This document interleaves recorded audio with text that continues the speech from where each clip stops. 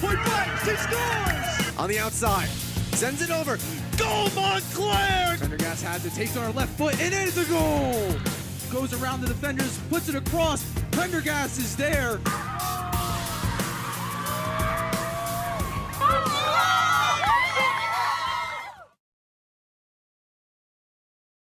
We have finally arrived, folks. It's that time of the year once again. Welcome to MSU Soccer Park for a wonderful game, and NJAC playoffs begin. Hi, folks. I'm Vincent Pacone. He's Justin Randell, and we have a great game set up for you. An undefeated season for this women's soccer team.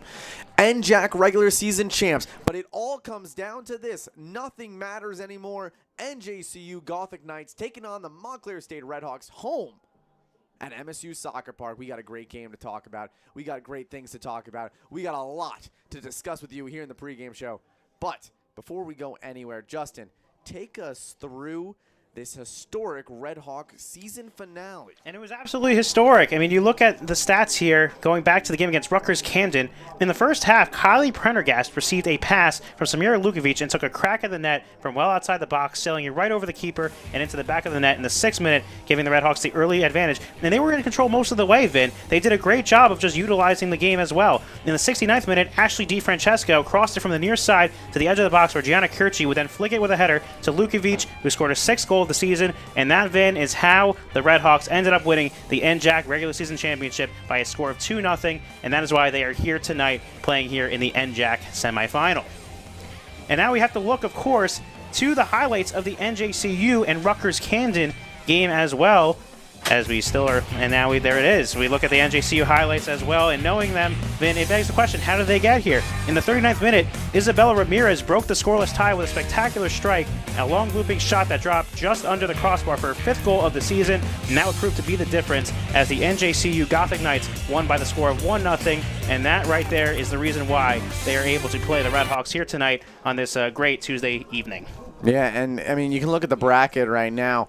2 incredible games, and you see that top side of the bracket. NJCU wins a slim game against Rutgers Camden, shutting them out 1-0. 2 shutouts on both sides. You look on the other side, TCNJ, the reigning champs of the NJAC, win 3-0 against the Stockton Ospreys, and now go over to Glassboro to face the Rowan Profs. Now, this game is huge, and we'll be keeping you in the loop with how that one's going. That one started at around 6 and was, last we checked, 0-0 in the first half. But that game's huge because they tied 2-2, and that's a big reason why the Redhawks were able to take home the NJAC regular season championship banner, because they were tied, and it's right there.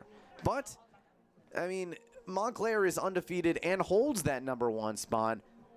You got to know how they got here. Let's look at some of these defining moments for this incredible team. So, key moments. We're going to start off with the one that didn't look so good. An undefeated season needs a little fire under you, and this is how it comes.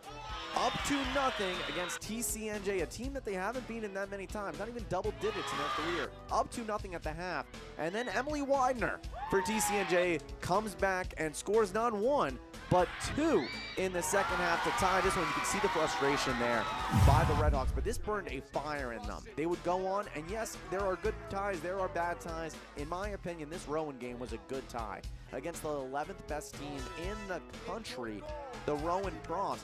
They go on battling back and forth here. You see they go down 1-0 in the 3rd minute. They come back up, and then you see this amazing goal by Shannon Mullins in that top right-hand corner.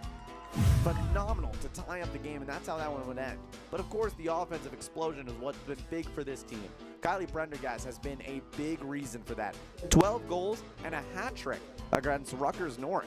5, 6, and 7 there. After this game, she would only miss 1 game scoring, and in that game against William Patterson, she had 2 assists to her name. So this team has been absolutely phenomenal. You see they walk off there. Kylie Prendergast gets NJAC Player of the Week after this game, and rightfully so. She would have 4 goals in the week. Phenomenal stuff from her. And now let's take a look at the history over NJCU in the last 8 meetings. The Redhawks were 7 wins, 1 draw during that run. Dating back to October 10, 2018, the Redhawks exploded for 5 goals on the road and amounts to a 5-0 win. Almost 1 year later to the date, the Red Hawks weren't satisfied with 5 tallies previously, so they tacked on 2 more for the 7-0 victory on their home turf. Fast forward to March 13, 2021, Montclair State alum Aileen Cahill recorded her first career goal in Jersey City, lifting her team to a 2-1 finish. Montclair State would make it 3 shutouts in the last 4 meetings on September 25th, 2021, taking home a convincing 4-0 win. 364 days later, the shutout trend would continue as MSU would come out on top 3-0. The win streak would extend to 5 straight as the offense shined once again for the women in white, securing a 6-2 win in front of the home crowd. NJC would put a halt to the 5-game win streak after coming away with the scoreless draw in the NJAC opener back on September 28, 2024. And to cap off a dominant stretch, Montclair State would get right back in the win column on homecoming 2025 as the Red Hawks would once again shut out NJCU 3-0 in lineups for this exciting